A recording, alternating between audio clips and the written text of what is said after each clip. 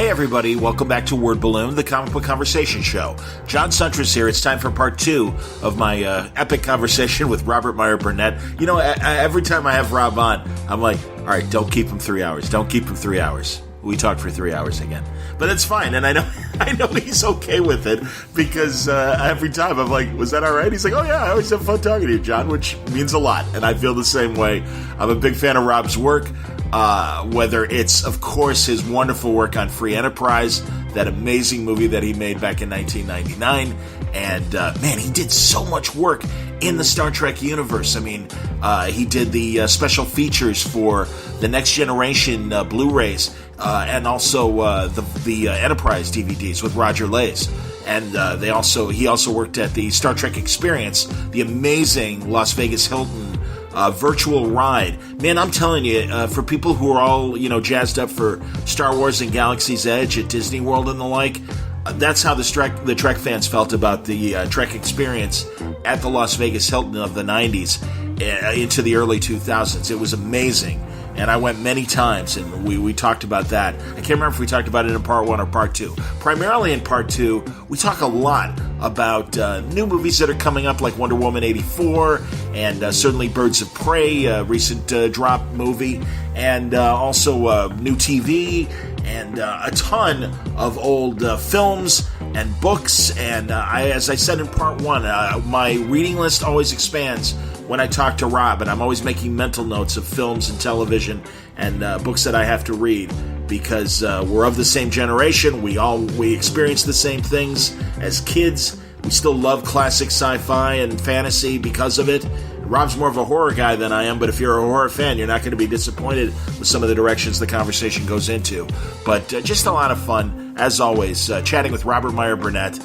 We had the Star Trek talk primarily in part 1. Part 2, again, more of a general look at just sci-fi, comics, little Watchmen talk, things like that. So many other things with part 2 of Rob Meyer Burnett on today's Word Balloon.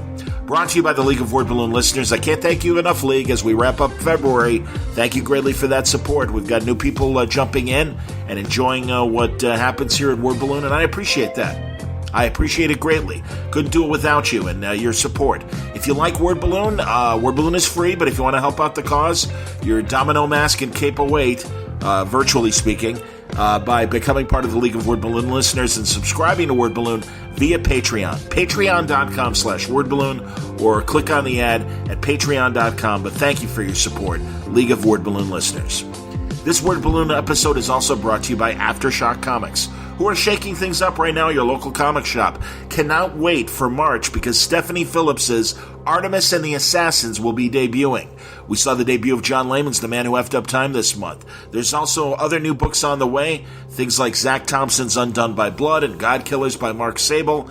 They will go along with your other Aftershock favorites, like Animosity from Marguerite Bennett and Raphael De La Tour, and Donny Cates and Gary Brown's Baby Teeth, and A Walk Through Hell from Garth Ennis and Gordon Suzuka.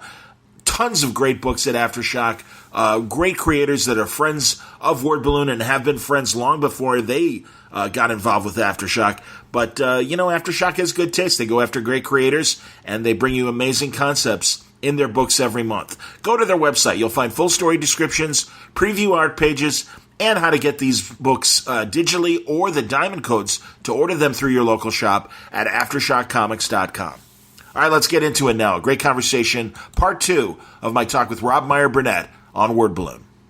I don't know if we mentioned Wonder Woman 84 on the record or before we actually started recording on the record, but I am psyched for that. I'm psyched for Black Widow. I haven't seen Birds of Prey yet. Have you seen Birds of Prey yet? Yeah. I'm talking to Jimmy Palmiotti and Amanda Connor on Sunday at C2E2, the convention. And, Jimmy's like, hey, we'll talk about the movie. I'm like, oh, all right, I'll watch it tomorrow. I'm going to watch it Tuesday. It's like, all right, I got to make time to watch that so I know what I'm talking about with Jimmy and Amanda. So I'm not completely lost. But, yeah, I mean, I've heard the same thing, and that's what has kept me from rushing to see it. And that's too bad, man, because, as you know, the character of, I mean, I know Paul Dini created Harley, but really, I think the current iteration of Harley, I mean, they owe a lot to Jimmy and Amanda. Yeah. Again, I share your pain, Rob, and you know I'm laughing just because if we're not laughing, I'd be crying right now. So, I mean, I want to love these things, and I understand, and they get everything they need. They have all the tools they need, and you just if you don't, it's frustrating. It's frustrating. I'm hip, man. I'm trying to think if there's any other old movies and things you talked about lately on your YouTube show that I wanted to like chime in and go, oh yeah, by the way, I usually cover it in a super chat or whatever. So yeah, and I appreciate that. Oh, buddy, it's cool, man. No. I swear, I'm not rubbing your face in it at all. No, not at all. No, okay. I like getting support. People supporting the channel is always great. That's why I always want to make sure that I always call out your channel when you do that too, because it's the least I can do. Pleasure, man. And truly, honestly, it's a relief because there's like you and I have like a handful of local friends that I can make a reference to a 70s or 80s thing, and they know it. But it's such a small group and everything. And it cracks me up because I will be watching you and you'll bring up things like Colossus, the Forbidden Project. And it's like, oh, I know that movie. I know that movie quite well. Well, it's fun. One of the big frustrations in my life, I think, being a genre fan now is how modern fans, younger fans, aren't that interested in looking into the past because the technology has become so great to realize these visions. Yes. That it's so difficult. Like when I was a kid, I would watch anything, any science fiction, fantasy, or horror movie. I didn't care if it was terrible. I didn't know. I would watch any and all genre films, and I didn't care when they were made. I wanted to see every single science fiction, fantasy, and horror movie that was ever made. Absolutely. I wanted to see them all over the world. It didn't matter. I wanted to see everything. And you're right, from shit to the best. Absolutely, man. And again, it's funny. I'm talking to Svengoolie. I'm doing his panel on Saturday. Oh wow! At C2. Oh yeah, and he has been a sweetheart. He's been a great guy, and truly as a kid, I'm like, oh, that's the career I want. Is not necessarily hosting monster movies, but Rich was like a big. He was doing sketch radio comedy back in the '70s before he was doing Svengoolie, and you appreciate these things. You're right. Well, and again, because we grew up in that 5-channel world, that's all those UHF channels could afford to buy. Were the shitty, Samson or I forget what he's called in Mexican wrestling circles. But the wrestler against the vampire women, and I can't think of what. Right, yeah. But it is for American audiences. It's Samson and stuff. And Mystery Science Theater did a great they did a great talk over on one of those movies. But yeah, we would watch that shit on Saturday or Sunday afternoons, and it's all we had, and we loved it. If I could be David and Carvey for a second, we did. We loved it. Yeah, and I know it's really hard when you've grown up into. I always say the same thing, but when you've grown up in a world where Jurassic Park exists, how can you go back and watch a Ray Harryhausen movie? Yep. Like Beast from 20,000 Fathoms, and I get that. I mean, the difference in sensibility. Like when I think about being a little kid, I was born. The original Planet of the Apes in 2001 had not come out yet, and Star Trek was in the middle of its original run. Okay. And so when I was a kid, going back and watching War of the Worlds, the 1953 War of the Worlds, when I was 5 years old, that was my favorite movie. That was the thing I loved the most in the world. Sure. I love War of the Worlds. Twilight Zone. I was born in 1967. Twilight Zone went off the air in 1964. Yep. So I was born 3 years after Twilight Zone went off the air, the original Twilight Zone, and when it went into syndication. I mean, as a kid, it was Twilight Zone, Outer Limits, Star Trek, the Irwin Allen movies, Time Tunnel, Village of the Giants. How about even One Step Beyond, which is like such a weird kind of. And again, I mean, that doesn't hold up, but again, we watched it because it was something weird. I watched Thriller, absolute Thriller. And I loved all of that stuff, but it wasn't for me. It wasn't that old, Even when I started seeing, I think I would see War of the Worlds. I had to have been 5 or 6 when I first saw it. It had just turned 20, right? And if you think about it, I mean, 20 years ago, The Matrix came out. Well, you've made that theory that like every generation, it seems like 20 years. That's the attention span of the modern fan.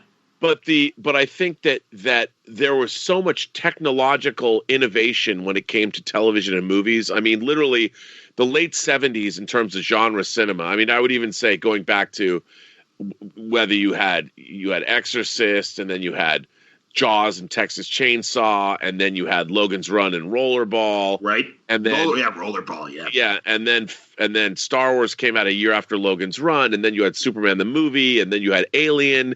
So the amount of rapid change as far as visual effects technology and the explosion of what was possible on screen, living through all of that, you really, as a kid, I mean, I remember sitting in a theater. My parents would not take me to see Alien, and I was beside myself. My grandmother had died, and I convinced my grandfather. I was like, "Well, what do you want to do this Sunday?" And I'm like, "Well, Grandpa, there's this movie called Alien, and I really want to see it, you know." And I'm like, and you were like 11, weren't you? Yeah, I was 11. Because I was 14 when Alien came out. Yeah, I was 11, and my grandfather's like, "Oh, it's another space movie, like, you know, like those space movies that you like so much." And I'm like, "That's exactly what it is, Grandpa."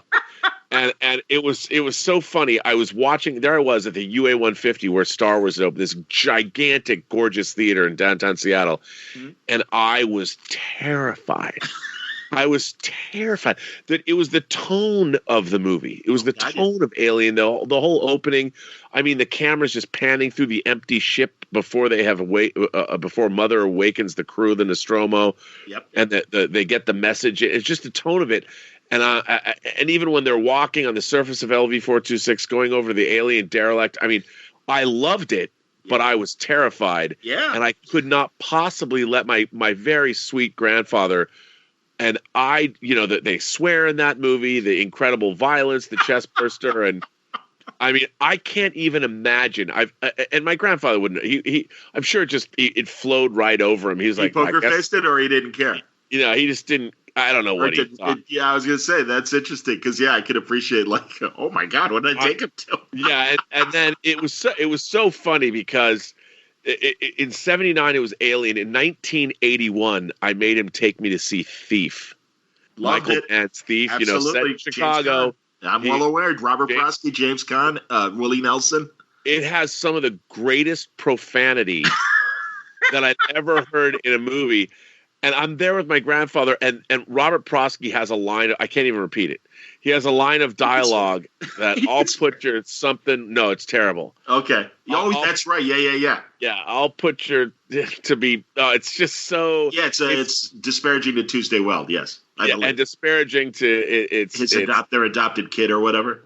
Yeah. Our African American brethren, our Puerto Rican brethren. Yes, indeed. Yes, indeed. But it's a fantastic line of profanity, and I've never. When he says that, when Prosky says it, I'm sitting there going, I can't believe I've heard those words uttered aloud in the presence of my grandfather.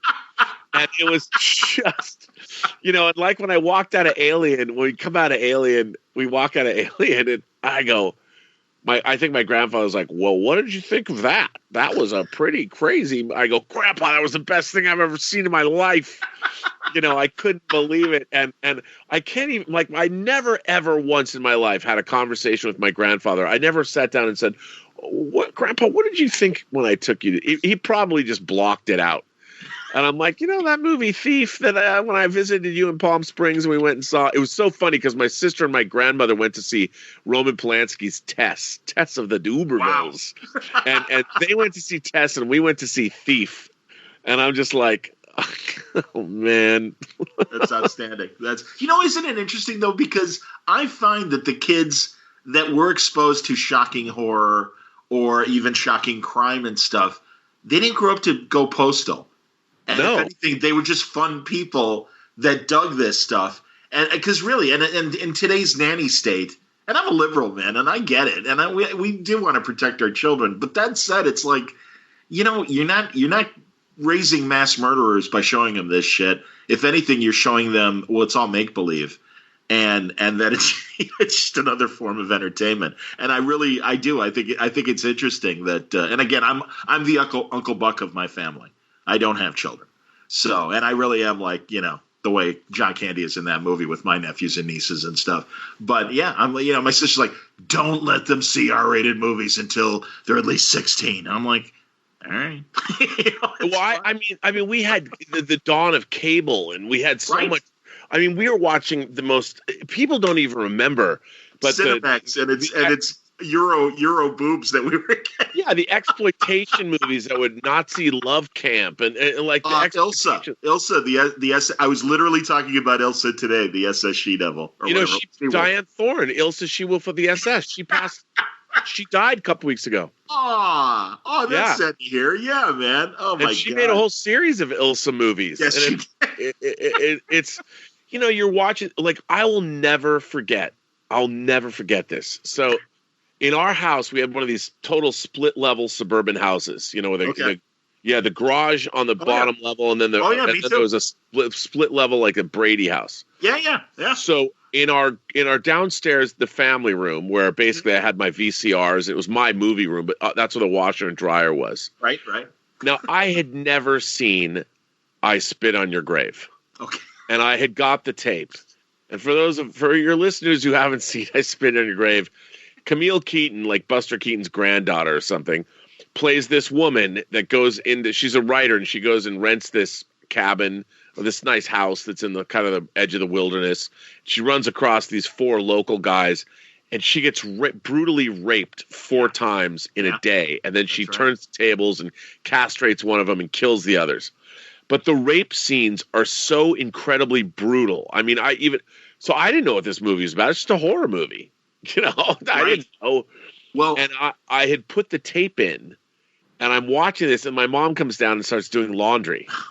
Jeez. And I'm suddenly I'd never seen. I didn't even understand what rape was. Right. Yeah. And I'm watching this, and it's so horrifying. I mean, I agree. I Spit in Your Grave is one. It's still rough. I mean, it's not a movie that I even like, but I'm watching this and my mom is downstairs, and I didn't want to call attention to myself. And if I got up and turned the movie off, I thought that would be a little bit more.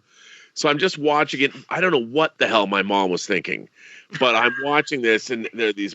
It was just God. I mean, it was so uncomfortable. My mom didn't say a word because she would come down, and there would be the silver sphere drilling into someone's head from Phantasm, or zombies were getting their heads chopped off. I mean, and what was my mom? I worked in a video store. I started working in video stores when I was 13, and I had 3 VCRs, and I was always copying movies. And Sure. And my parents, there was no oversight at all.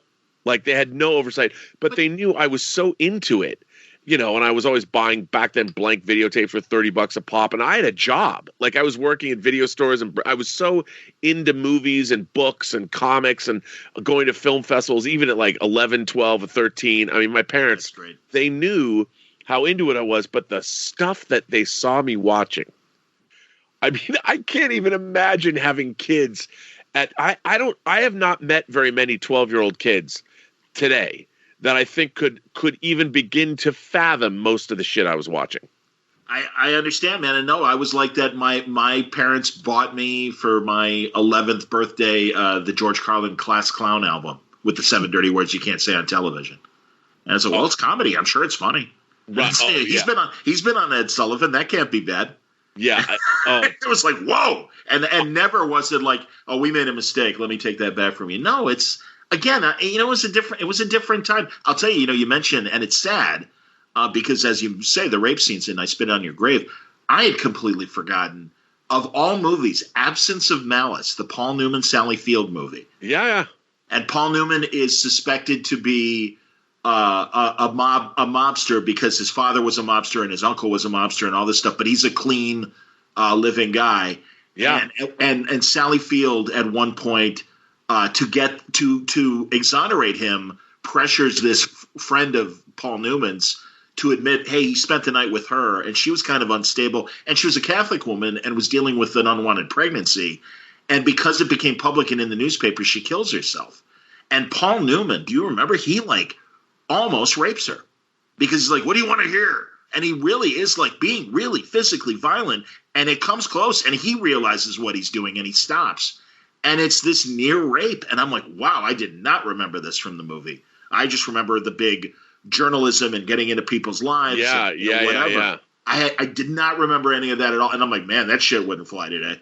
Jesus Christ. No, and I tell you, it's like the stuff that one of my favorite movies of all time is Bob Fosse's All That Jazz. Absolutely. It's an R-rated movie about a womanizer who cheats on, and there's sex, and I love that movie. It's still one of my favorite movies. My parents took me to that when I was 12.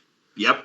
At my behest, I'm like, we have to go see this movie, All That Jazz, and it was the kind of thing where I just, on one hand, I think, okay, kids today can go to RedTube or they can go to Pornhub and see whatever they want. You can see whatever porn you want. You can whatever fetish. Like that was a thing I remember seeing when I first saw porn. When I had a porn tape and some friends of mine two guy friends of mine came over and we'd never seen porn. Yep. And it's one thing to look at pictures, but we were watching The Devil and Miss Jones was the first. Now, I don't know if any of your listeners have seen The Devil and Miss Jones, but the movie opens with Georgina Spelvin slitting her wrists in a bathtub. I totally forgot that. Very good.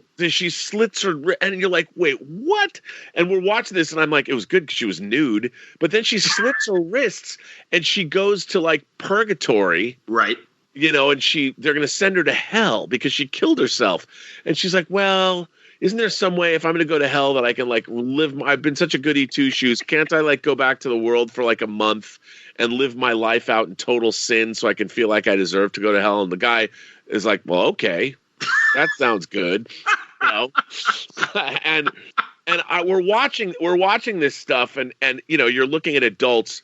And between the dicks that look 10 feet tall to me, and I think John Holmes is in that movie. I'm like, holy mother of God! I mean, you're watching the mechanics. Like you knew we had sex education by then, so you understood the actual the tools and how it all worked. You understood the mechanics of the human body, but nothing could have prepared you. Nothing could have prepared you. I mean, we just wanted to see boobs, right? But when you saw pornography, it was like, oh my God, what? And it turned me off so much. I remember, and my two friends were just looking at each other like, what is this? What's happening? Nobody. I still haven't seen that movie with I'm sorry, I didn't mean to interrupt you. Finish. No, I mean, it was just, again, I was watching all of these horrific between getting and then the funny thing was by the time I got to high school and again we had no internet, right. So getting porn on video was kind of a big deal, I guess. Sure. So I had made because I worked in video stores, I had made it, and back then video stores 33% of them were porn. So what was funny, the inventory, yes. Yeah, and you have families come in and the parents would rent a Disney film for their kids. They get a new release and they get a pornographic film. Right. And there it was, the beaded curtain to the other room where the porn was and everything. Yeah. And you would do that. And it was funny. Like people would ask me recommendations and I'm like 14. I'm like, you got to check out All American Girls. That's what you got to see. But so I had made a tape that had, cause I figured I had a tape that had, it had Behind the Green Door. Oh, it had Deep Throat, Devil Miss Jones, and Behind the Green Door, because those were the three most famous porn films. Absolutely. And I loaned that tape. I made that tape, and I loaned it to a person my sophomore year of high school, and I never saw that tape again until my senior year.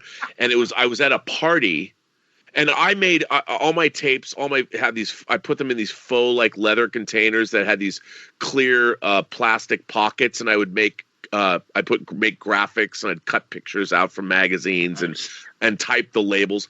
So I knew it was my tape, and I found it. I was at a party, a high school party at some dude's house, and there was my porn tape. So it had floated around my sophomore, my junior, and my senior year, and it just floated around my high school, going from place to place to place.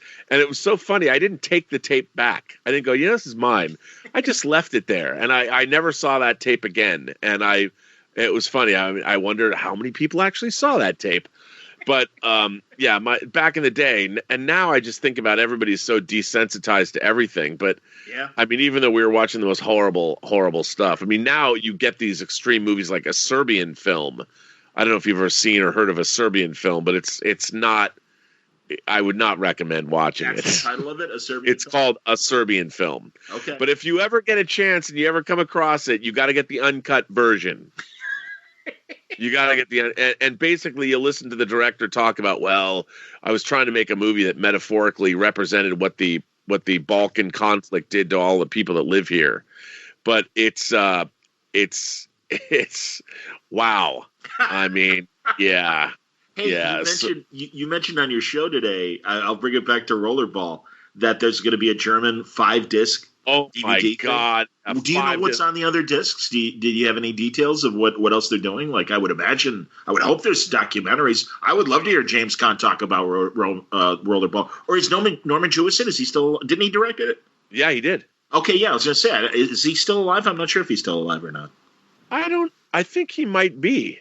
Because I would love to hear, because, and again, of course they try to remake it and it was shit. And kind of missed the point of what made it so great. And God, you got John Houseman, and what a cast. Oh, my God. And it is such a great movie. And especially as sports get more and more violent. And I'll even cop to enjoying watching Tyson Fury dismantle Deontay Wilder just this past Saturday, because I'm a massive boxing fan. And I'm not a fan of Deontay Wilder. And it was kind of, as her, and it was a brutal knockout. I mean, he really busted him up bad.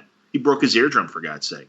But yeah, I mean, really put me right next to those fans in the movie Rollerball that are watching the sport and climbing the cages and screaming as the violence continues. It's great stuff, man. Okay, I put in to Google Translate the German. It's a 5-disc set. Okay. And it says that bonus material appears in the numbered and limited to 3,000 pieces 5-disc Ultimate Edition. There's a 3-disc limited edition collector's book with a media book with an extensive bonus material.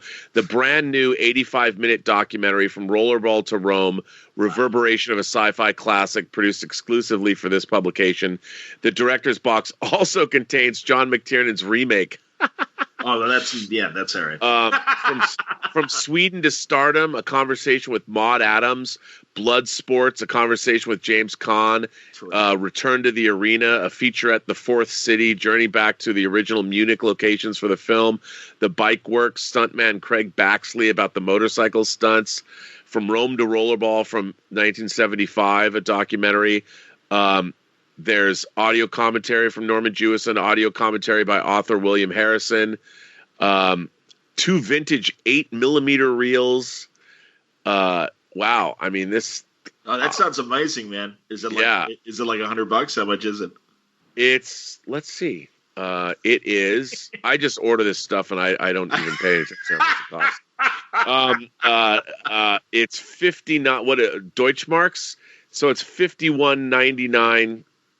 Deutschmark. Let's translate and find out how much that is, because I pre-ordered both this and then David Cronenberg's Crash. They did a 4K restoration that's only coming out in Germany right now. Wow. So yeah, but I have a multi-region player. So do I. And, yeah, and 4K is region free. Oh, that's great. Yeah. So here, let me find out how much. Yeah, I'm curious, man. No, and really, folks, cannot stress enough, because again, it is from 75, but it's this amazing dystopian future film, and don't judge it on the Chris Klein. Oh, remake, and it's so sad too. I mean, let's see. Okay, here's the currency converter.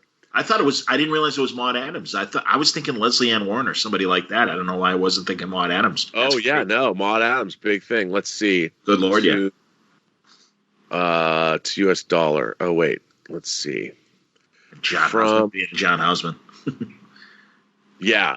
Oh yeah, and John Houseman's so great. And it is his usual typical John Houseman kind of role. Yes, very nice, Jonathan. So good. Let's see, German. Here I forget how many countries there are in the world. Oh, it's under Deutschland. Would it be under Deutschland? Yeah, I would think so. Maybe. Let's see. That's interesting that Germany isn't using the euro and that they're still using their own currency. Oh, that's what it is. Yeah, it's the euro. So let's see let's see, paste. It's got to be close, I would think. It's US dollar. Oh, why is it not? It's not showing me the. Apparently I'm doing something wrong. No problem, man. I was told there'd be no math today. It's all right. That's always my excuse when I can't figure something out. I know. Well. And by the way, you're right about younger audiences because I'm teaching a radio production class at a college, and a good college at Columbia College in Chicago. Great filmmaking, animation, and TV writing and radio. Amazing media school that also is a legitimate, regular curriculum. I can't think of the word. Arts, whatever they call, English, math, and the like, and everything.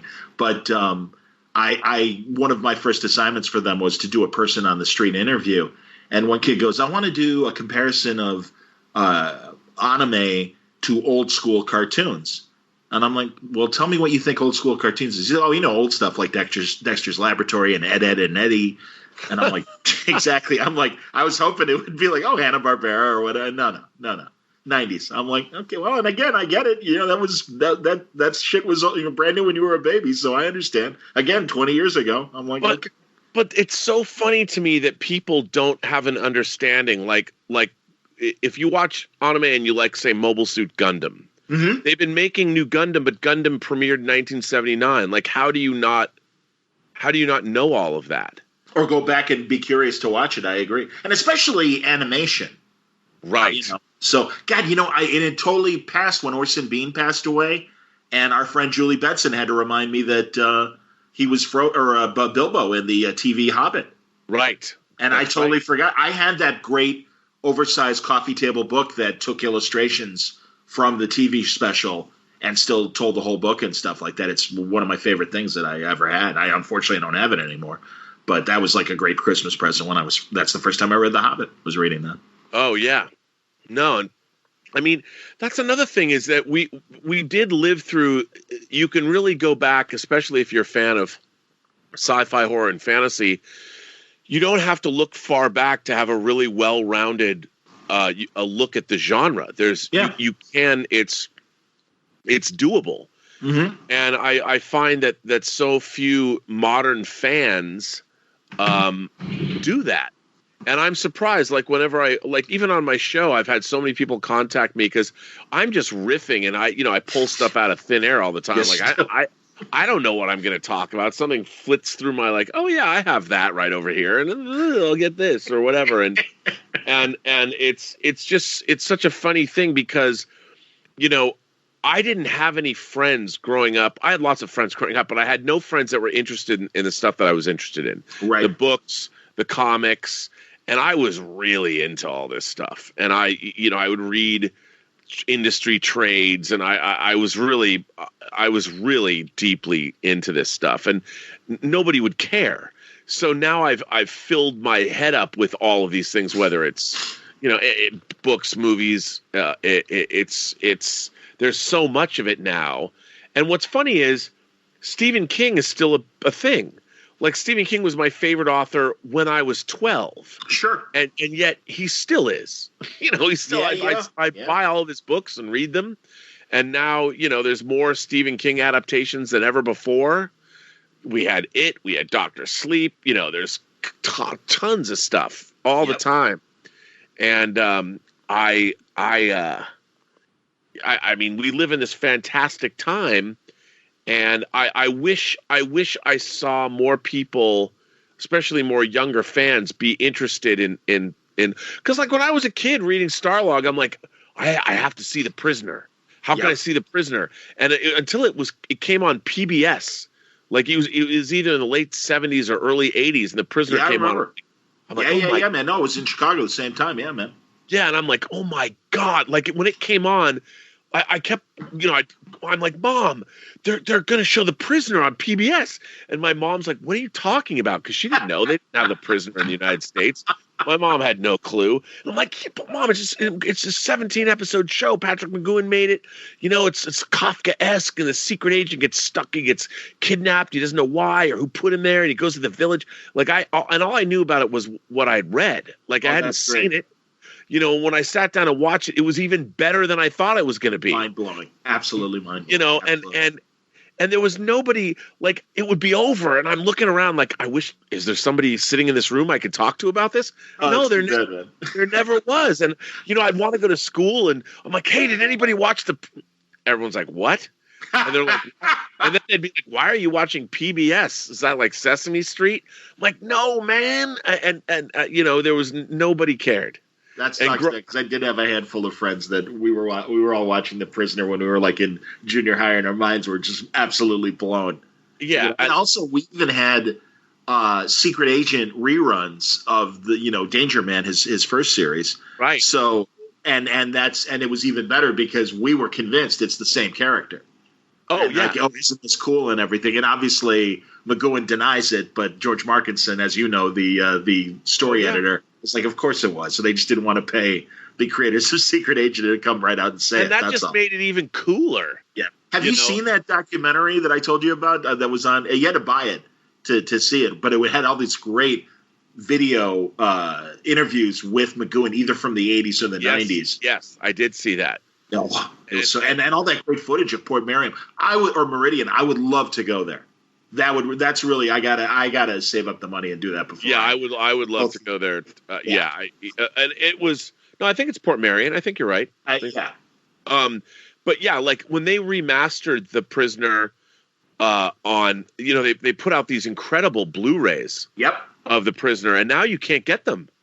Are they out of print? Oh, that's interesting. Yeah, I think let me go to. Let me do a cursory glance on by all means Amazon, because I'm curious. I bought the British set because it was region free. Sure. Prisoner, and that had a great documentary on it too. Oh yeah, great. Great kind of innocuous quote from the series that I can't remember right now. But yeah, for people who don't know, it was on Amazon Prime. I believe it still is, the show. And they did show it on A&E when they made the new version of it with Jim Caviezel, which sadly was a disappointment. And you would think in today's society that they could make a show like that still today. Yeah. And it is interesting that they kind of blew it. Oh, yeah. Yeah, it was really... And Ian McKellen is number 2. I mean, it was like...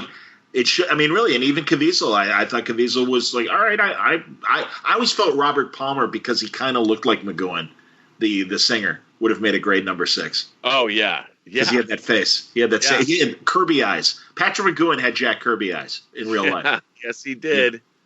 Yeah. So The Prisoner, you can get it. There's a multi-format version, $200. There you go. It's so funny because when you look at Amazon, like now it pops up. When I went, it says purchased one time. You purchased this item on October 8th, 2009. So that's when I bought The Prisoner, and I think to myself, wow, I remember when I bought The Prisoner. Our lives are going by so quickly. And eventually, like, who's going to care?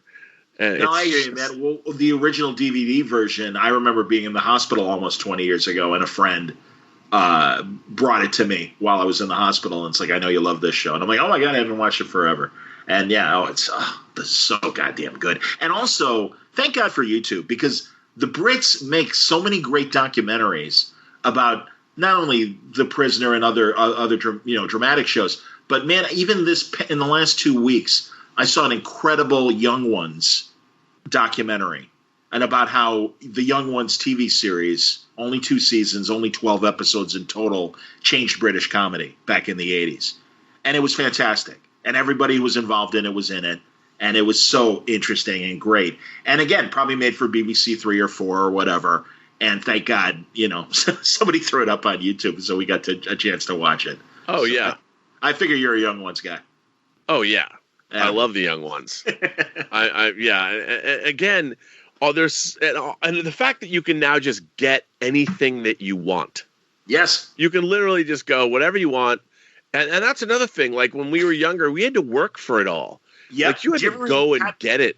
Patton Oswalt wrote a great article about that. Yeah, it was like literally you looked for it in the back of a magazine where they might have ads for 16 millimeter movies or whatever. And yeah, it was a real hunt or going to used bookstores or old comic book stores and discovering this shit. And now with the convenience of I didn't mean to take your thought, but yeah, with the convenience of eBay and everything else, yeah, it's one stroke away. It's one keystroke away. Oh yeah, it's not even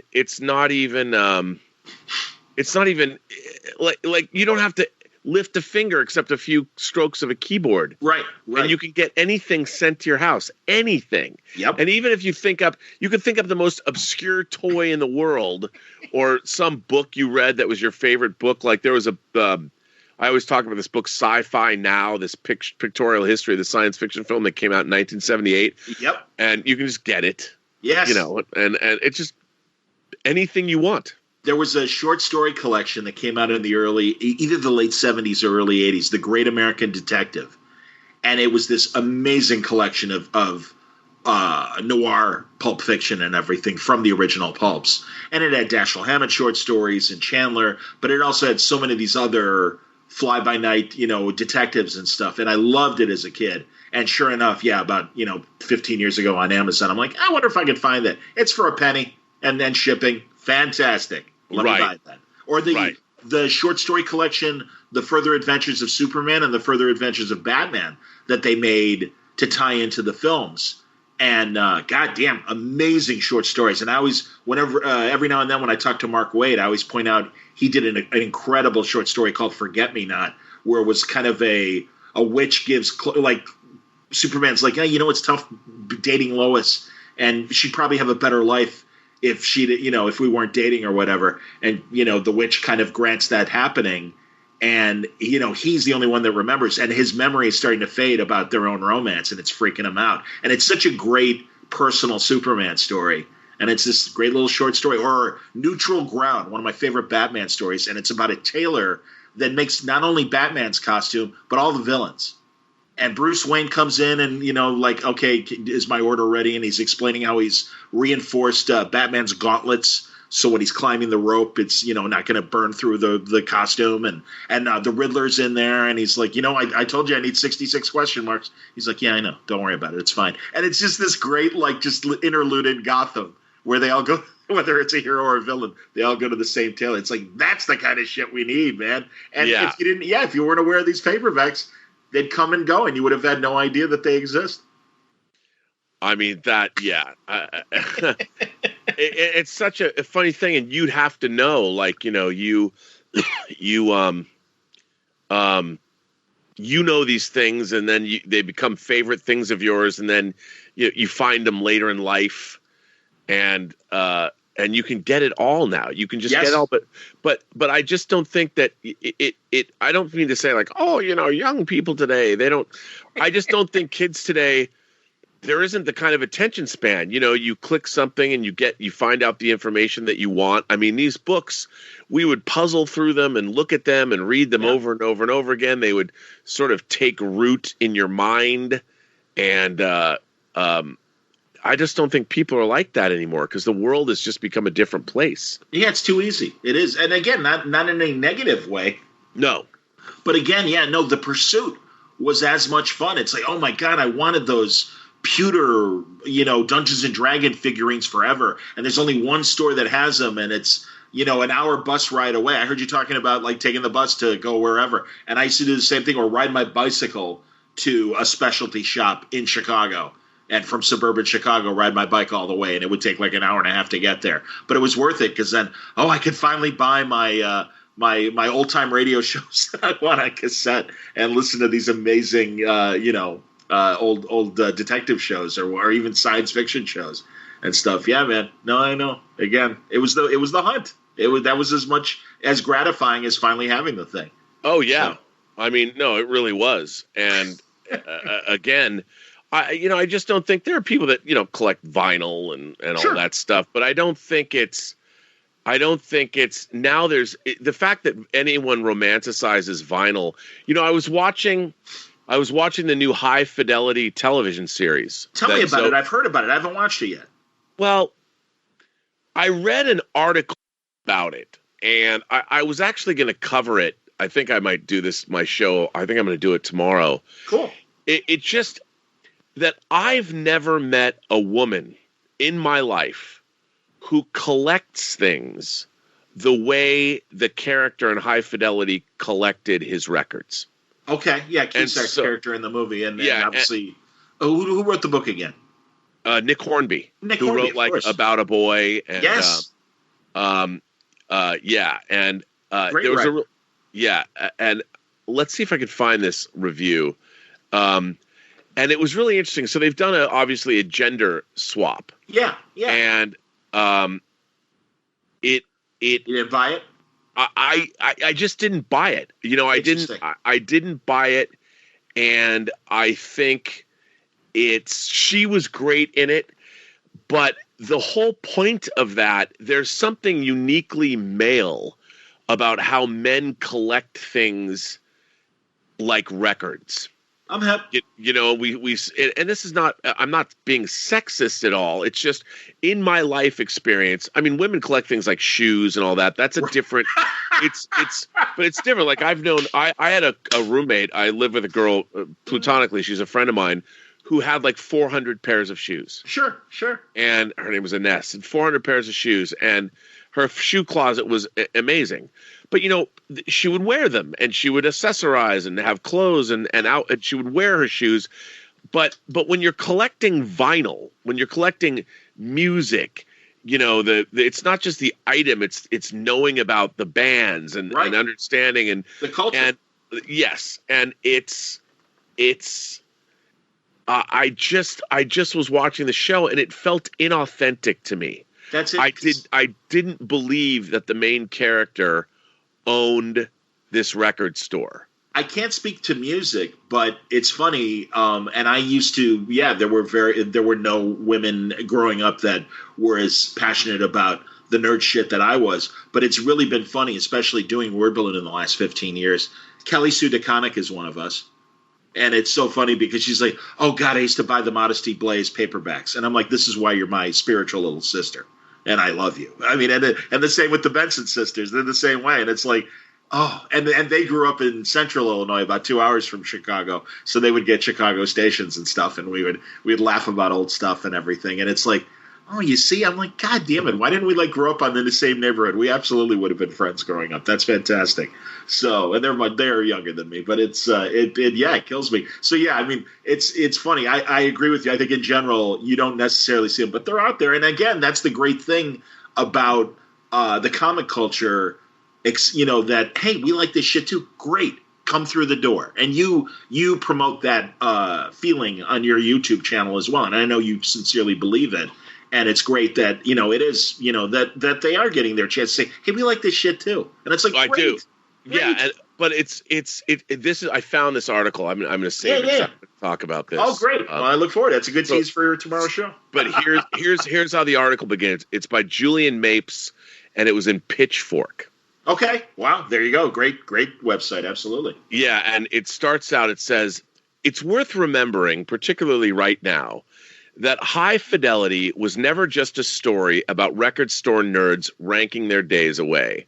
Part of what made Nick Hornby's 1995 novel such a hit, leading to a 2000 movie adaptation, was its uncensored view into the psyche of stunted, self-pitying, supposedly sensitive straight men who obsess over stuff.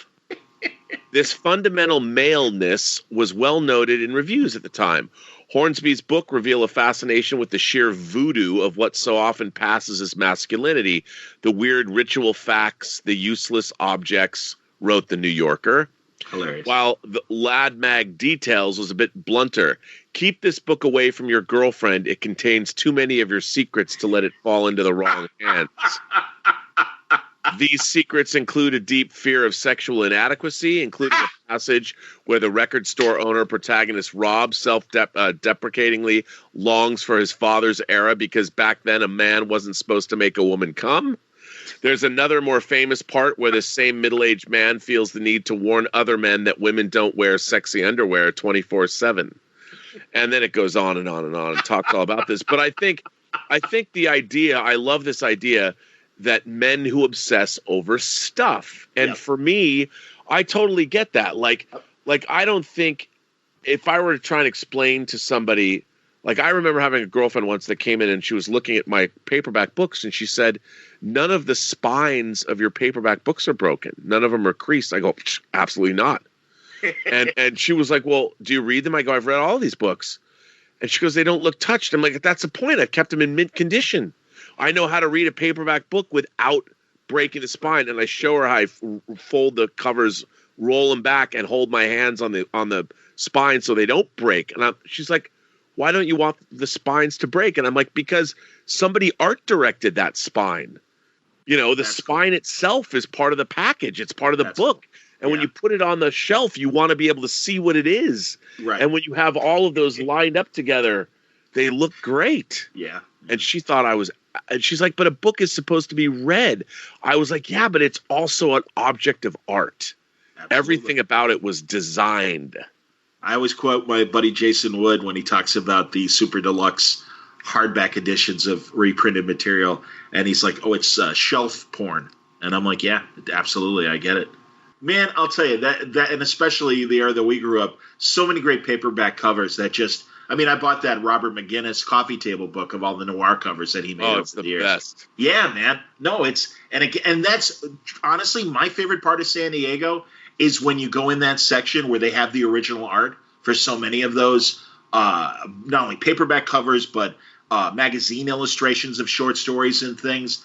And it's like, oh my God, if I had money to burn, I'd buy the entire booth.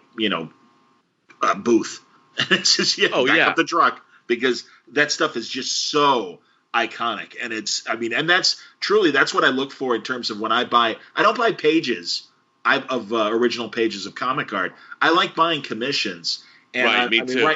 Yeah, and I'm looking at I've got a great Gabe Hardman Captain Comet that absolutely looks like it could have come from the 50s. Or Chris Samnee did an amazing Dan Dare of him in the nest of a pterodactyl, and he's seeing a new foundling being hatched and doesn't realize there's a giant pterodactyl that's about to attack him and stuff. Or Mike Grell. We mentioned Mike Grell and John Sable. I've got a Green Arrow from him, and Tony DeZuniga, Jonah Hex. Wow. Norman Brayfogle Batman that he drew for me 15 years ago before he passed away. Gene Colan, a great Blade that he drew for me before he passed away. Wow. Yeah, I'm lucky, man. And I'm sure you got shit like that, so, Yeah, it's Tell me some of your comic book people that you have original art from. I have a Sienkiewicz Moon Knight. Outstanding. And, that's great. And that was the second Comic Con I ever went to in '89. He was there. Sure. And I had Howard Chaykin. I have an original American Reuben Flagg drawing. That's fantastic, my God! And I've become good acquaintances with both of those guys, and I don't think I've had the nerve yet to go. How much would it be if I asked you? Well, Bill, they're such a nice guy. They're great guys. It was funny because when I first met Howard Chaykin, he was actually we have this once a month convention here, or we did, and he was the guest, and I was such a Howard Chaykin fan, and he was so miserable. He was such a miserable fuck. He was going through his divorce. And I remember, I took some American flags down to have him sign them. And he was so just, not to me personally, he was just bitter and spitting vile. He was so angry. And I remember saying to him, I said, he goes, I just draw these things because they pay me. And I said to him, I go, wait a minute. You cannot tell. I go, every ounce of American flag, everything about it, the design, your artwork, the way you use Zipatone, all this stuff, it's genius. And Ken Brusniak's lettering and all that.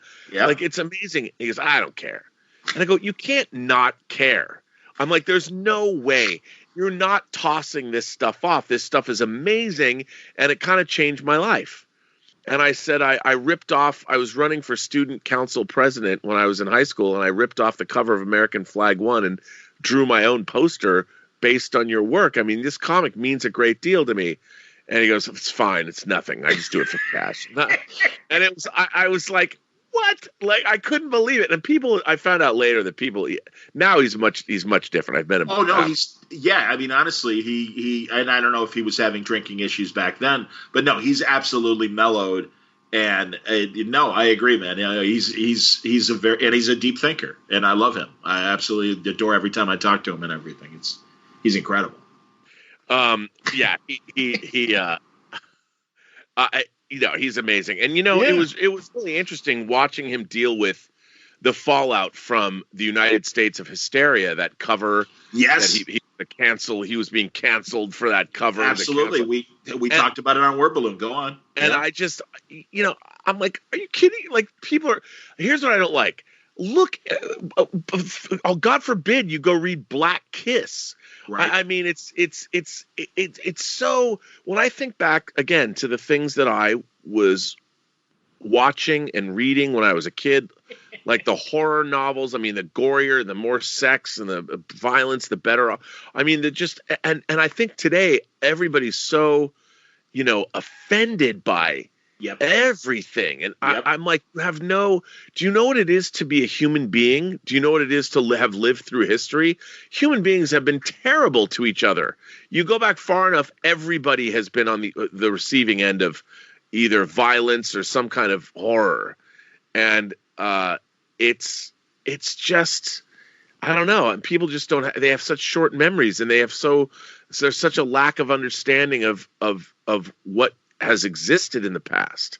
Well, I agree. And we talked in depth about Hysteria and his earlier stuff. He's like, hey, I write smut and I make no apologies. And it's like, yeah, I know. And I like your entertaining smut. It's fine.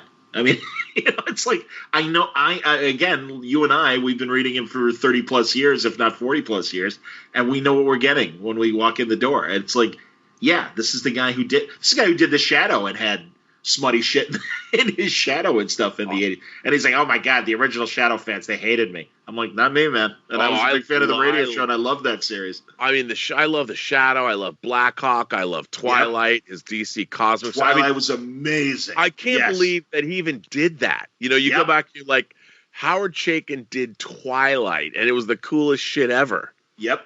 They took all the DC sci-fi heroes and put them in the most ugly dystopian future and totally turned like adult, angry, depressing stuff from Tommy Tomorrow and God, I can't even remember their names right now. Half of the heroes. Star Hawkins. Yeah, they had he had Adam Strange in there and all that stuff. And I mean, if somebody asked me if you could do any DC adaptation, that would be the one I would want to do. I'm like, I want to do Twilight. I want to do a trilogy of 3 Twilight movies. Of course, that'd be cool. You couldn't call it Twilight because of the Twilight. That's true. But you can call it something else. It's funny because I've actually had, and I always say, God, if I could find an artist, or if I was an artist myself, I kind of wanted to do a sort of dystopian kind of. It wasn't a lift of Twilight, but it was certainly inspired by it, and it would be that kind. And it was definitely a Tommy Tomorrow kind of leader of a political world, a Flash Gordon sort of hero that had that great persona of being, that kind of savior, but really was just a really ugly politician and stuff. Right. Reality, just like Twilight had and stuff. And that's why, too, without spoiling, this Adam Strange Adventures thing that Tom King, Mitch Gerrits, and Doc Shaner are doing is really, really great. And, I mean, you already know from the covers that it's like there's the clean image of Adam Strange, and then there's kind of a poster that has graffiti over it, and it says traitor and killer and all these other things. Oh, nice. So, yeah, it's a cool story, and it comes out in just a couple of weeks. It's going to be out in March. I think you'll like it. And we talked about how Doomsday Clock obviously depressed us. It was very interesting. I didn't want him to go into detail because I'm sure he was uncomfortable shitting on it. But Dave Gibbons obviously was kind of disappointed in Doomsday Clock, and that's understandable. So, and again, I know you've been disappointed by Jeff Johns on a business level, right? I look at my shelves. I have so much Jeff Johns work on my shelves. I mean, I've got the hardcover, the Dark Side War saga. I'm looking at his Teen Titans, his Aquaman. I'm sure. I've all of his Green Lantern run. I've got all the Blackest Night, all of those hardcovers and the Absolute Edition. But I really didn't like Doomsday Clock. It ended with a whimper. I mean, we kind of we did talk about it last time because that's when the Watchmen show was going on. It was interesting, and I loved your observations of the HBO show. But it was very interesting. Dave enjoyed it. Gibbons really enjoyed the Watchmen Lindelof show. Yeah, I mean, I just thought it got a little muddled. But I thought it was interesting. I thought it got really.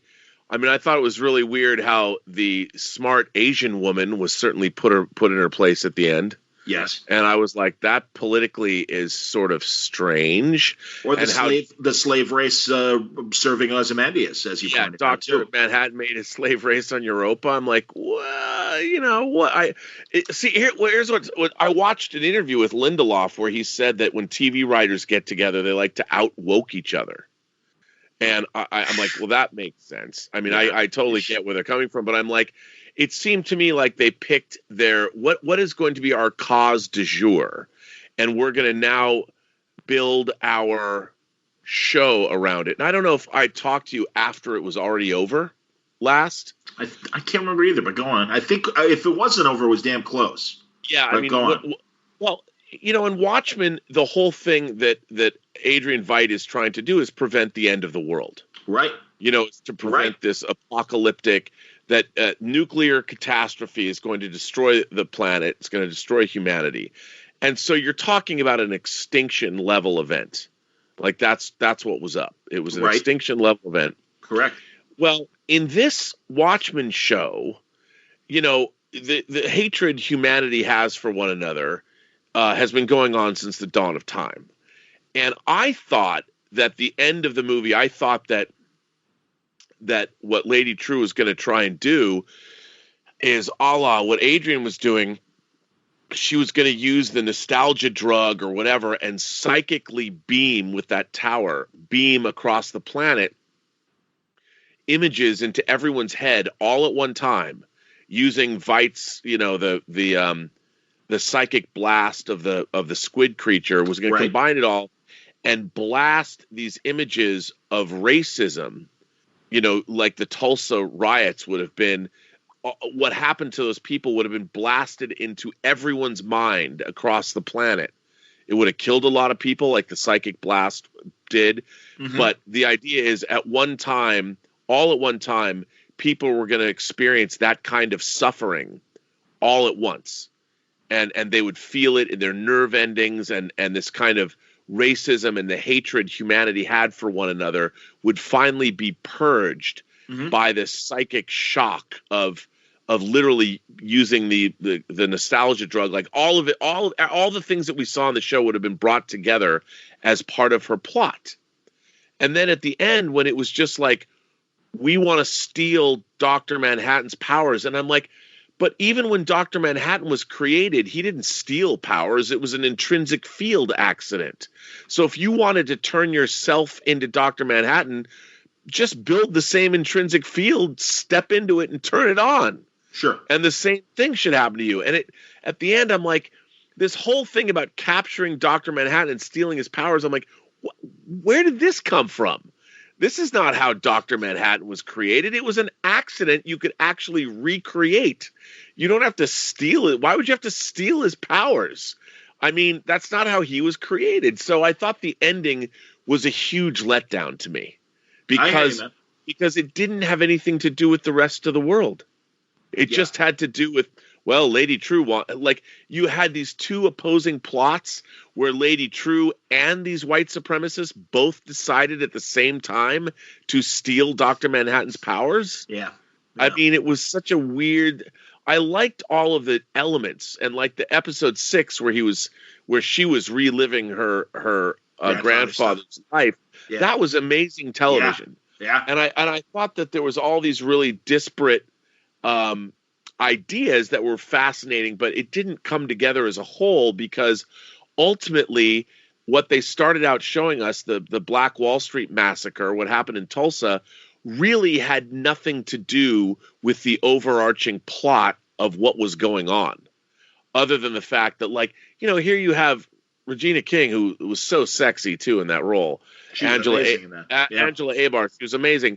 And she finds out that Don Johnson, her most trusted confidant in the world, is basically a fucking white supremacist. Yeah, her surrogate father or whatever. Yeah, and she never deals with that. She's not like, what an asshole, And you find out his wife is like the grand wizard of the local, and it seemed like, okay, you're showing racism back in the day, American racism, and then you've got the same racism happening in the modern day, and I'm like, well.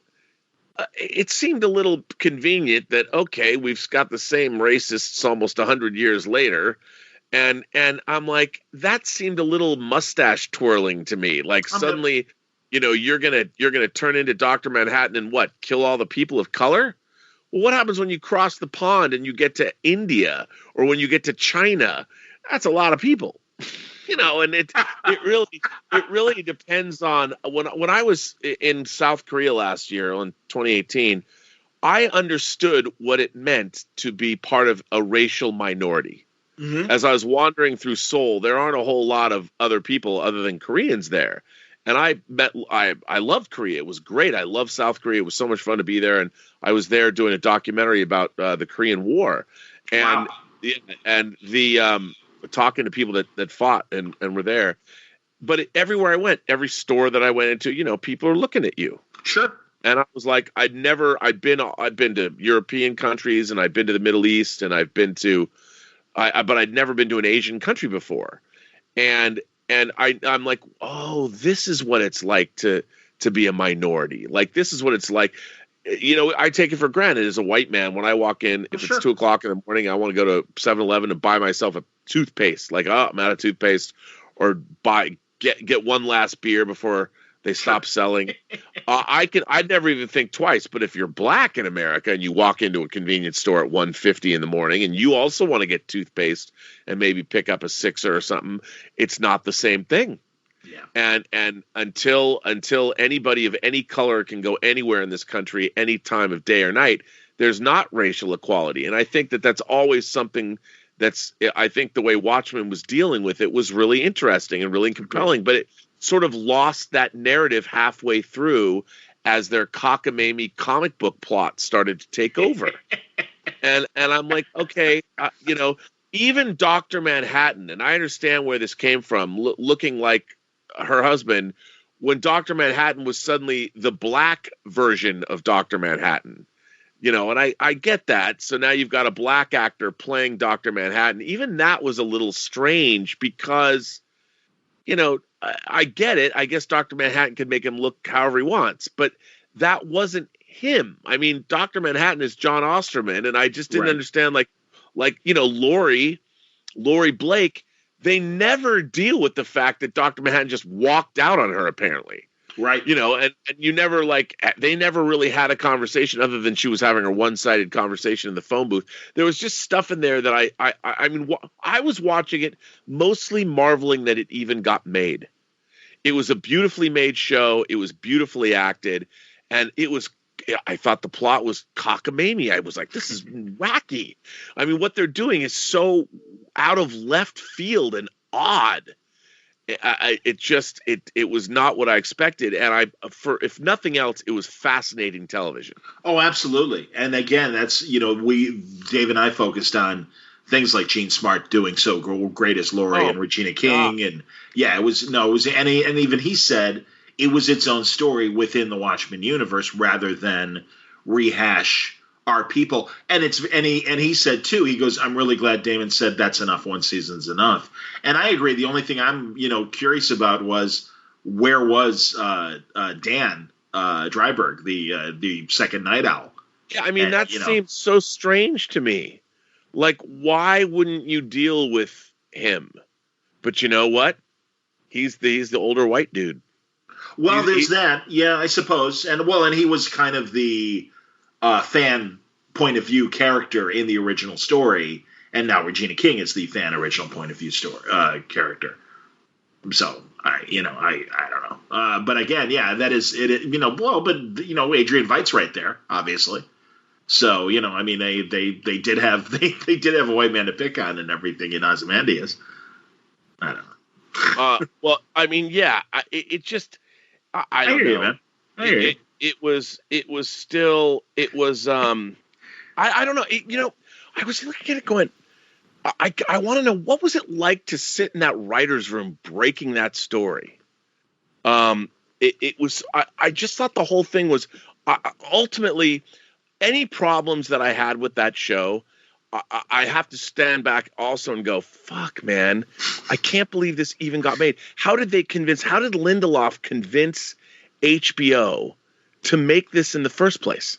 Yeah, when Terry Gilliam couldn't get it made, or whatever happened in terms of whether it was his own interest that he abandoned, he wanted to do it, I know, as an HBO miniseries back in the day, and also the, I suppose, misfire that you can call Zack Snyder's movie and stuff back in 2009. Yeah, I mean, my problem with there's a lot to admire in the 2009 Watchmen movie, but my problem is it's more of a slavish recreation of the graphic novel than it is an actual adaptation. And I feel that, I liked seeing it all come to fruition on the big screen, but the comic is such a meta commentary on the comic book medium as a whole. Absolutely. And when you're watching this movie, it seems like it's missing. It's missing something. Like, film is a different language than comic books as far as storytelling goes. Right. Yeah, you're right. I mean, that is the meta point of the Watchmen comic book. Well, how did you feel about Sin City? The second one. The second one's a sequel. What are you going to do? But I did like, and that was a very slavish. It's interesting. Recreation. Both Sin City and 300, I liked very much. I'm like, okay, but I think the difference is that Watchmen, the comic book, it's not just a meta commentary on the comic book medium, but it's also commenting. It's a constant. The people that read the Watchmen comic are already fans of the comic book medium. Right. They already understand all these superhero tropes. And so in reading a deconstruction of all those tropes, and then even a deconstruction of the comic book medium itself, with the Tales of the Black Freighter and issue 5 that is both Fearful Symmetry, that's the same forward and back in terms of its panel design. Yes. And all that stuff. You are reading the comic, but when you watch a movie, you don't have that same thing because superheroes aren't real. So when you're watching this movie, the story of Watchmen really is reliant upon the fact that you understand the history of superheroes. You as the reader of the comic. And you understand what the Golden Age is and the Silver Age and the Bronze Age and the Modern Age. You understand all of that. Yep. But when you're watching the movie, none of that as a viewer is present. So when you go back and you look at flashbacks of like the Minutemen and everything, you kind of get it, but not really. Agreed. And so I was tickled to death to see that they but my problem was, I'm like, the Minutemen, nobody would ever dress like this in real life. And to me, that's one of the things I loved about like Captain America, the First Avenger. When you saw his utilitarian costume, his uniform that he actually, not the one that he went on the USO tours with, but when Steve Rogers finally got his Captain America when he's going into battle, and even though it's it still looked like Captain America's costume, but it was a functional battle suit that he could wear. That made sense to me. So when I'm watching these recreations of these 40s, the Minutemen characters, and they're wearing costumes that are fine on the printed page, but when you're watching them in the real world and they're supposed to be functional, you're like, these would never be functional. Mothman, especially, yeah. Yeah, Mothman was, and you see him getting gunned down, or he's either taken away or gunned down in the revolving door. That's Dollar Bill. Mothman's being carried away. But he's got his wings. Right, exactly. That's what I meant. His wings are ridiculous, yes. Yeah, and like you're looking at that, I'm like, that's where you needed an adaptation. You needed to come in and you needed to make the audience believe that these were crime-fighting vigilantes. And I have to say, even in the Watchmen TV show, Hooded Justice, that design looks fine on the printed page, but when you're looking at Hooded Justice, I mean, they made it work in the TV show, the way he could fight and all that. But wearing that noose around his neck, it's like, okay, I get it, and that's the way it was originally drawn, but totally impractical in the real world. Well, yeah. Let's choke him. Let's choke him with his own noose. Absolutely. Yeah, and that's my problem with a lot of these things. Like, sure. Like there isn't you have to make those things, and that's why I think the Marvel Cinematic Universe has done such a great job, because especially the one thing that I think is the most unsung thing about the MCU movies is their costume design. They have nailed making you believe that those superhero costumes can work in the real world. Agreed. I mean, everybody, sure, they're not direct adaptations, but as soon as you saw Iron Man's armor, Ant-Man's costume, Thor, all the iterations of Captain America's costume, every one of those Captain Marvel's costume, all of these costumes are fucking great. Yep. And they're believable. They still look just like their comic counterparts. I mean, they're not exact, but they still have that pop art sensibility, and they still function in the real world. I mean, it's a marvel. It is. It's no play on words. Yes, indeed. And seeing all of that is so. It's not easy to do, and it's so great to see. The only spandex believable thing that I ever saw, and I know you're aware of this movie, and I think maybe you even knew the guy, Sandy Colera's Batman Dead End. Oh yeah, because well, there you go, and really the guy, I don't know who the actor was that played Batman, but Clark, it's literally Bartram. What's his name again? His name's Clark Bartram. Oh yes, thank you. Because now that you say that, I do remember that in the credits. Yeah, he is the only guy that it's like, okay, he's wearing spandex, but because he was so cut and built, it's like, all right, I believe that Batman. I do believe that Batman could exist. You needed the various designs, whether it was the '89 Burton film or the Nolan films. And I'll be honest, I haven't really paid attention because I don't want to see anything yet. I know that there are images of Pattinson in his outfit. I always think back to when the Avengers movie was in production in Cleveland, and somebody with their iPhone took a couple shots of Cap and Thor fighting, and like, oh, this looks horrible. And it's like, well, yeah, because it was shot on your iPhone, dumbass. It wasn't with an HD camera, and they're going to do a bunch of quick cuts and have the right lighting and everything. It's like, well, let's judge it when it's actually on the screen. And I'm sure by the trailer for Pattinson's Batman, we'll have a better handle. I know there's a teaser out there. I haven't watched it yet. What would you think of the costume? Well, clearly it's a proto costume. Is it like an early version as far as the story goes? Like he's riding a motorcycle in the day. It looks like he's wearing a SWAT outfit with a cowl. I'm with you. And when I'm looking at people are commenting on it, I'm like, come on, man, use your intelligence. Right. Think. Everybody's bitching and moaning and complaining. I'm like, one of the things I loved about Nolan's Batman, again, is he made you believe in the technology. He made you believe in the bat suit because it began as a practical suit, and that he added things to it, the memory fabric that made up his cape and all that. You believed it. Yes. And it's I thought it was great, and that's the way you do Batman in the modern age, because Christopher Nolan's Batman is set. That's why they shot in Chicago with real buildings. It's not Anton Furst's production design where you're not in the real world. Batman '89, yeah. And that's why I think it's important when you see the way Batman is done, you have to make people believe first and foremost that a character like that. Tim Burton's Batman was fine because it takes place in this very stylized world, but that's not what people want. They don't want that from our superheroes now. There's a much more realistic bent to it all. Yeah.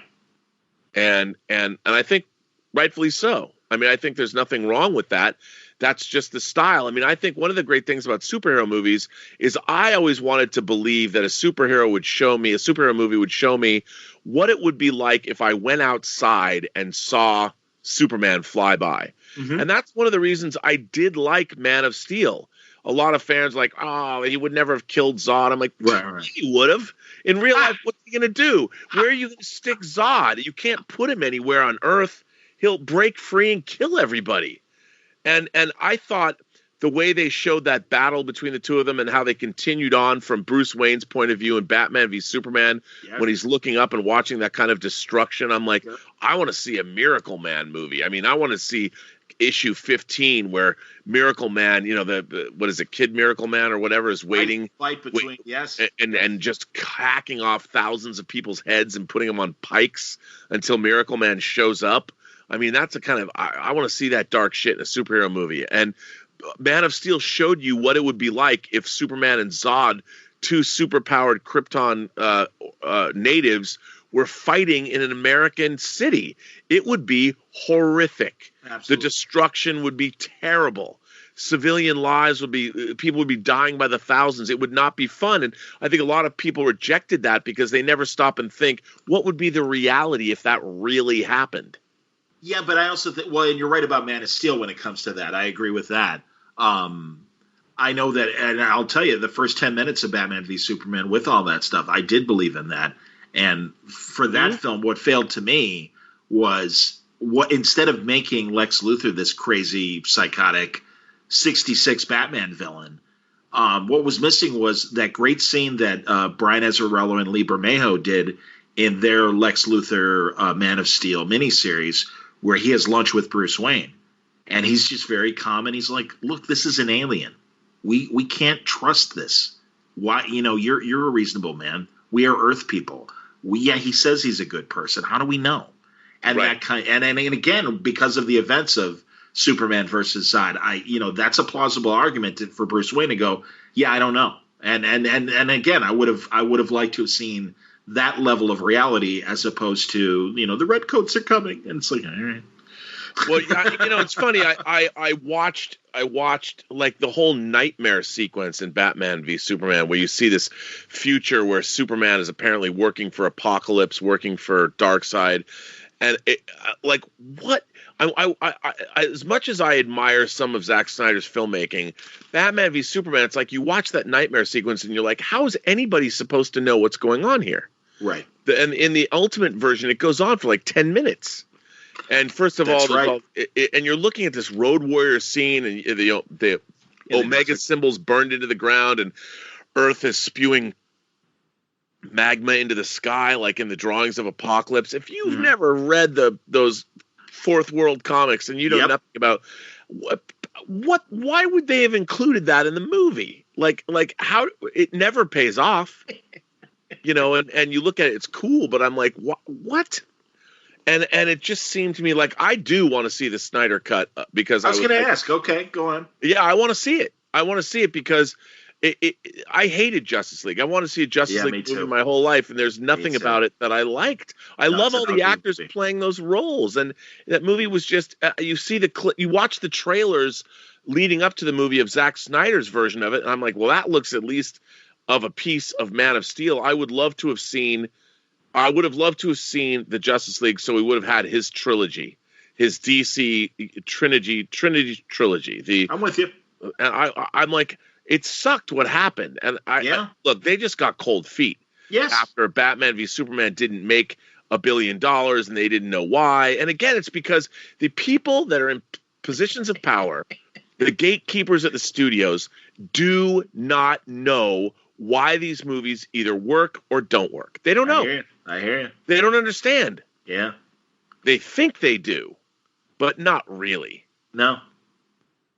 And again, and I'm dreading. I'm dreading seeing Birds of Prey tomorrow. Well, there's some joy to be had in it, but you watch it. Ultimately, it's like another missed opportunity. I mean, it doesn't. It's not. You know what would have been cool? Look, the birds. My problem with the movies is the Birds of Prey. If you're going to make a women on a mission movie, and you're going to do your Dirty Dozen or your Great Escape or whatever, Yep. I love that subgenre. Me too. Don't wait until the last part of the movie when you finally do that. That's disappointing. And again, I think what's really interesting to me about we live in an era now where older white guys were like disposable. Yes. And they want to give all of these other people a crack at making movies. But the fact of the matter is that men and women have always approached these kinds of stories. Science fiction, fantasy, and horror is now all the rage. Right. But there is not a lot, and it's, again, I'm not saying women can't like these things, but there's just a different tradition in how those things are handled. And I'll tell you something. When I was in the 90s, I think it was in the 90s, there was a horror novel line called the Abyss line. Okay. And there were a lot of female writers like Melanie Tem and Kathy Koja and stuff like that. And they were writing a lot of these books. And I didn't like the books written by women as part of this line. I didn't like them at first. And I was like, why is that? Like, I didn't understand. Like, there's other female horror writers like Yvonne Navarro or Chelsea Quinn Yarborough or Anne Rice that I really like. Sure. Why couldn't I deal with these books? Why didn't I like them? And I realized that they were less plot focused and more emotion focused. Okay. And then once I kind of came to that realization, I shifted my perception because I was so locked into thinking of horror novels as being a certain kind of thing. And they're more plot driven. And once I sort of made that realization, I could go back and reapproach those novels from a different perspective and try and approach them for what they are as opposed to what they weren't. Right. And I think that when it comes to genre fiction, men and women are different. And we have different strengths and do different things. And I like the female voice. I don't like when the female voice tries to copy the male voice. I'd rather have a more unique perspective and see something from a truly feminine or female point of view, because I think that's where we end up with problems. Like, you can hire anybody you want, but when you expect a female director to do exactly the same thing that a male director is going to do, that's a mistake. And I think, the reason that Patty Jenkins was a great fit for Wonder Woman is she allowed Wonder Woman to actually be feminine. There's a couple of moments in the Wonder Woman movie that I think are delightful. And I think if a man had made those movies, he might have cut them out. And it's when Wonder Woman first gets to London and she's walking on the streets with Steve Trevor and she has ice cream and sees a baby. Mm-hmm. And she takes, because the Amazonians, they don't have babies. So it's the first time when, and her reaction, because Gal Gadot's a mother, and it's so genuine and it's such a warm moment. And I love this moment because here is a woman seeing a baby for the first time in her life ever. And she's lived for a very long time. And yet she allows a maternal twinkle, her maternal instinct, to come through, and you get to see the sheer delight on her face. For a minute, she's not worried about man's world. She's not worried about World War I or anything. She just takes delight at seeing this baby. And then her reaction to ice cream, which is the same kind of thing, this delight. And when I was watching it, I'm like, I don't know if a male sensibility would have given us those moments. Might have. Yeah. But I think Patty Jenkins teaming up with Gal Gadot brought something to the screen that only a woman director and a woman actress could bring. A moment that I, as a man, responded to and found and took delight in. And I think that's why we need different voices. That's why I love more people of color making movies, and I like more women making movies. But I want to see more of I'll never know what the experience is like being a different race. I was born a white guy. I can't help it. Right. I'm not going to ever feel guilty about my genetic lot in life. All I can do is be the best person I can be and encourage everybody to get involved and try and bring together a community. That's all I can do. Absolutely. But one of the things why I do love seeing movies that are made by people of color or people from different countries, I've always been fascinated by foreign films, is because I love hearing the voice of an author that is shaped by their experience of the world, which is different from mine. Sure. And that's what I think we need to most value. That's why when I say at the end of my show every time, every person you meet has a story to tell you have yet to hear. I honestly believe that. And the more stories that we're going to have told in our movie theaters, in our multiplexes, on our streaming services, the more people that are going to get access to the tools and can make world-class movies, the better off the world at large will be. Agreed. And that's what we need more of.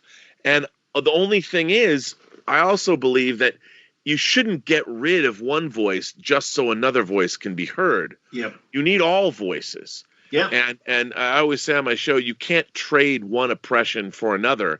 And in America, we're sexist, we're racist, we're ageist, we're all the ists. and I think, when I see Clint Eastwood, who's almost 90, still making movies, I'm like, that's the way it should be, man.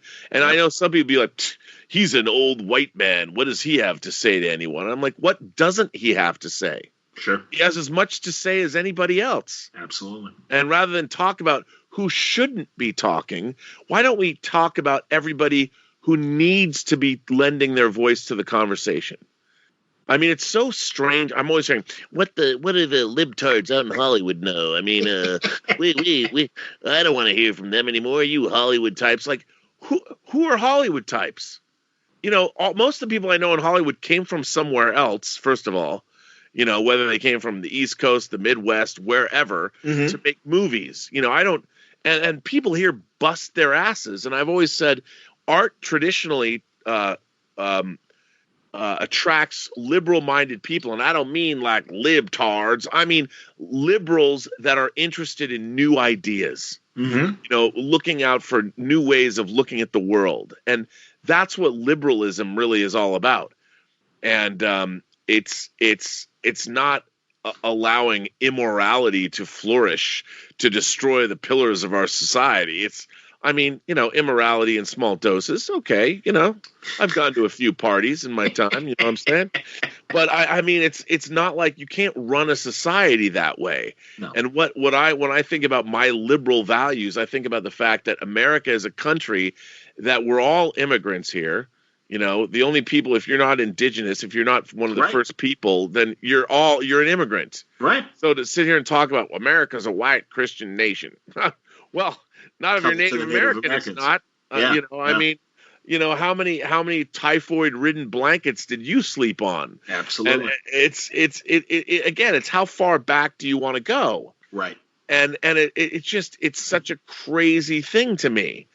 And I think that one of the great things about America is we have our greatest strengths when people get to come here and get to contribute to the tapestry of our civilization. Absolutely. The American experiment. Absolutely. The American experiment. And this idea that, like, I understand people are afraid that their way of life is changing, and indeed it is. Sure. That means you got to get off your complacent ass. And you got to get down and you got to participate locally, get involved in politics, volunteer at your local shelter, whatever it is you have to do. But, ask not what it'd be amazing if a president of the United States would come out and one day say, ask not what your country can do for you, ask what you can do for your country. Wouldn't it be great if we had a president who once said that? Well, yeah, and the last one that did got shot in the head for it. I know. I know, man. He also said we're going to go to the moon in this decade, not because it is easy, but because it is hard. Because it's hard. Absolutely, man. Throw the hat over the wall. We'll do this and the other things. And it's such a strange, and I understand going to the moon, it was all political. We had to beat the Ruskies to the moon. I get it. I understand it, but we still did it. Yep. Yes, people, we did go to the moon. We did it with those Texas Instrument calculators that apparently the Romulans are using to run their ships. Right. So, yeah. Yeah, that's exactly right. No, I'm with you, man, and I agree with all that. And, dude, I am honestly, if I could clone myself like Michael Keaton in Multiplicity, I would be making Space Force parodies left and right because everything about Space Force kills me. It's so interesting that Neil deGrasse Tyson, and also I do understand his argument for Space Force because outer space is getting pretty crowded with all those satellites and everything, and we should protect our assets in space. But I think the Air Force is doing a great job. I don't think we need Space Force. And and I mean, whatever. I mean, we all had fun when the Space Force logo came out, and it does look like Starfleet. But then I'm sure you did as well point out correctly that, hey, man, Starfleet obviously was inspired by real military design as well, so it's okay. Yeah. Yes. And I mean, we live in such an interesting. Our planet is so interesting, and there's so much to like and so much to appreciate, and I just wish we would. I mean, I never thought I'd live in a time like now. We have the best technology, and we have the least amount of war and the least amount of pestilence and famine and all that. We live in a terrific time, and yet there's so much acrimony, and I mean, all these people are less oppressed now than they've ever been. And yet, the way some people talk, you'd think we're living in some fascist police state where people are being rounded up. And I mean, I was raised as a Jew. When I hear about all the oppression that people are feeling, I'm like, try living in a country where they basically just came to your house that you lived in for your family or with your family for 200 years. It had been your family. And someone says, nope, this house isn't yours anymore. We're going to tax your business into oblivion, and we're going to break your family apart and ship you off to concentration camps and exterminate you. Yeah. And people make it sound like we're one step away from that, and we're not. No, but also there is a freedom of racial expression that you would think we would have gotten beyond by now, and it certainly seemed that way. And that's disappointing, and we have a leader that is, part of the problem and then sharing that. So, no, I agree with you. It certainly is not the extremes of the World War II years and the like, and certainly the centuries of racial intolerance right up to the 90s of what happened in the former Yugoslavia with the Serbs and the Croats. Which is just, it's unbelievable that the Balkan conflict happened. It's just and what happened in there? It was just horrific. Absolutely. Well, anyway, dude, I know it's late. Your time in there. And again, like I told you, I'm a night owl, so I'm fine. And as always, I appreciate the time you do spend with me. I've been talking all day. It's great. I know, you poor guy. Jesus Christ, man. You do 2 hours on your show. You do 2 hours on Midnight's Edge, and you do 3 hours with me. Jesus Christ. And John Campy in the morning. Oh, they did. Yeah. Today, let's see. We talked, 3.5 hours now or something? Yeah. So then my show's 2 hours, and then I was on Midnight's Edge for an hour, and then I did Campia for an hour and a half. Jesus Christ. It's amazing. Well, it's good that you're out there, Rob, because as always, man, I appreciate your point of view, and I have a feeling we'll do this again in 5 weeks or so when Picard is over, if you've got time. I know you're getting busy with your projects and stuff like that, if not, but I'm sure down the line, if not at the end of Picard, certainly when Discovery rears its ugly head in the future. Yeah. Yeah. But great stuff, man. No, and honestly, I'm okay with the tangents, and and it's all right to kind of vent our frustrations too of where our society is right now as well. So I'm happy to have you on and share your thoughts. So as always, man, thanks for coming. Well, thanks for having me. Robert Meyer Burnett, always a pleasure talking to him. And like I said, I have a feeling that when things wrap up, if his schedule permits, or before Discovery, we'll have more chances to talk to Rob and shake our heads sadly at what could be with Star Trek in the hands of Secret Hideout and company. We hope for the best. As Rob said, you got to have faith. And we do. And we always hope for the best, but that's okay. And there's a world of other pop culture we could talk about. Go to his website, Robservations.com, and also, man, check out his wonderful YouTube show. I enjoy watching him every day that I'm able to catch the show, and I definitely make sure if I can't catch the live stream, because he does it in the afternoon, so if I'm too busy, then I certainly catch it within 24 hours of a new episode dropping, because he has a great community of followers that always have great thoughts in letters and throughout the chat that happens during the live stream, and I'm constantly entertained. and happy to help support his show, and I appreciated him supporting my show by coming on and giving us great content. I hope you enjoyed today's conversation with Rob. Another show of Word Balloon is also dropping today. The interesting news that, and in my opinion, sad news, that Dan DiNeo will no longer be the publisher at DC Comics, the co-publisher. We go back and reflect on all my conversations with Dan through the years on the record on various Word Balloon podcasts. I think you'll enjoy it. And let's not forget the contribution that Dan has made to the DC Nation for the last 20 years. Thanks again for listening to today's Word Balloon. It was brought to you by the League of Word Balloon listeners. Again, thank you greatly, League, for your support. No superhero could have a better team backing him up than you. I thank you greatly for your contributions via Patreon, patreon.com/wordballoon, or click on the ad of Patreon on the front page of wordballoon.com. I can't thank you enough for your support, League of Word Balloon listeners. This episode of Word Balloon brought to you by Aftershock Comics, who shake things up at your local comic shop every week with new books.